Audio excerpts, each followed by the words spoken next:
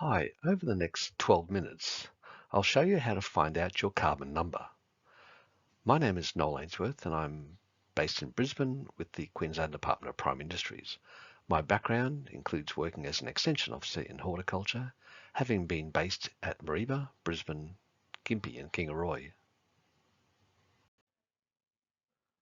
I would like to start by acknowledging the traditional owners and custodians of the land and seas on which we collectively meet, who've managed this land for the past 65,000 years.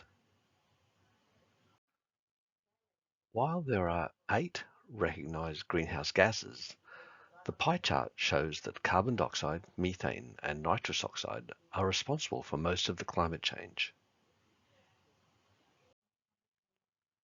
The greenhouse gas account carbon balance or carbon footprint is a balance sheet of carbon inputs and losses reported against carbon dioxide equivalents.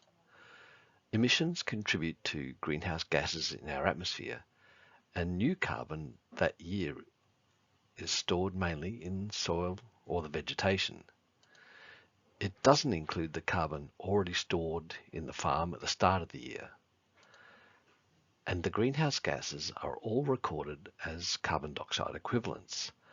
There are actually 3 gases which have a different warming or radiative impact on the atmosphere. Carbon dioxide is the base unit, and so 1 tonne of carbon dioxide is equivalent to 1 tonne of carbon dioxide equivalent. The chemist will tell you that 1 tonne of methane is equivalent to 28 tonnes of carbon dioxide equivalent, and 1 tonne of nitrous oxide is equivalent to 265 tonnes of carbon dioxide equivalents. Now, the unfortunate situation is that on average, agricultural farms have more annual emissions than what they store each year in carbon dioxide equivalents. The amounts and types of emissions and storage varies depending on the type of farm and where it is located in Australia. In line with the rest of industries, societies and countries, the whole of the agricultural industry in Australia is seeking carbon balance by 2050. This is reflected by the National Farmers Federation policy that supports an economy-wide aspiration of net zero emissions by 2050. The agricultural industry will probably achieve this balance by reducing emissions and increasing storage. Taking too much of a focus on storing or sequestering more carbon might involve too much change in the material use of land, thereby reducing the availability of land for food production for a growing world population. This image shows what is internationally recognized as the Scope 1, 2 and 3 emissions. The dark blue Scope 1 emissions are those direct emissions associated with the fuel and ruminant animal emissions in your production business. The green Scope 2 emissions are indirect emissions generated to supply you with the electricity you have used that year. The light blue Scope 3 emissions include those from upstream or before the farm and downstream after the farm activities. This is generally the hardest scope to calculate and report. Some of the 15 categories of Scope 3 emissions in the red boxes are likely to be more significant for agricultural enterprises than the others. Now, one question that I regularly encounter is that isn't the inclusion of Scope 3 emissions double counting? Well, it depends on the accounting method and the user of the account information. The government reporting is sector by sector, but supply chain reporting that you'll be requested for is reporting using or including all emissions associated with producing the product. Rather than measuring actual emissions from your business, there are 3 calculators developed for horticultural businesses to estimate emissions based on your inputs, outputs and practices.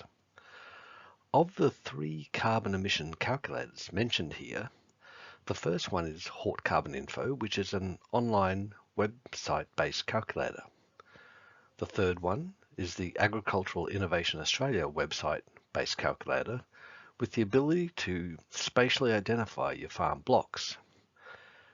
The second one, recommended by the Australian Fresh Produce Alliance, is a downloadable Excel-based calculator from the University of Melbourne so that you can easily see how your account is calculated. I will now demonstrate how simple it is to use the University of Melbourne Horticulture Greenhouse Accounting Framework, or HGAF, spreadsheet calculator. There is a data input sheet where you can use drop-down options to enter data for up to 4 crops, blocks or farms. The data required includes the area and yield of each, fertilizer, soil amendments, fuel, electricity, refrigerants, and herbicides. So a key question for today is, do you already keep these farm records? You have the option of adding data about up to 4 revegetation areas on the farm using the data input vegetation sheet, but it's not very accurate and not often used. The page provides users with drop-down options including details about the state, the region, species planted, soil type, area and age, and allocation to crops. If you then go to the first sheet of the Excel file, the data summary sheet, it will have already tallied your net business emissions and emissions intensity, as well as graphing that by greenhouse gas type and emissions component. If you wish, you can also investigate how the emissions were calculated in the carbon accounting calculation pages or sheets. The idea then is to simply save this greenhouse gas account result, noting the date of the assessment in the XS file title. Nevertheless, it's important to understand what the main emissions types are for horticulture. The answer is that it is generally a mix of carbon dioxide and nitrous oxide emissions from a broad range of sources depending on the type and location of the horticultural business and the inclusions in the calculator. Here, for a vineyard, you can also see the contrast in results comparing when you use a calculator that just captures the scope 1 and 2 emissions versus one that captures scopes 1, 2 and 3 emissions and what the mix of emissions they identify. Scope 3 emissions can be a large proportion of a business's emissions depending on the business. So the choice of which calculator you, your industry and your buyers choose is important. We suggest for the assessment of carbon storage in soil or more detailed assessment of vegetation that you use direct measurement or models such as Socrates for soil carbon and Look-See for vegetation. Keeping this data separate will maintain these GAF calculators as compliant with supply chain and science-based targets initiatives. In the sector-by-sector accounting approach used by the Australian government, the agricultural sector was identified as making up 14% of emissions when electricity and transport of their agricultural products was treated separately. This then prompted the development of a national decarbonisation plan along with sector-based plans, with the land sector plan soon to be developed. The positive emissions associated with the LUCF, which stands for land use change and forestry, is largely due to reductions in land clearing. Looking specifically at the agricultural emissions in Queensland, most of it's made up of enteric fermentation in ruminant beef and sheep, followed by manure management and emissions from agricultural soils. For these reasons, horticulture has a much lower emissions when compared to the extensive grazing industries. When comparing producers' accounts, obviously the bigger enterprises should have the biggest emissions. Supply chains are likely to be more interested in the intensity of emissions per unit of product produced. Here you can see significant differences between the different agricultural enterprises.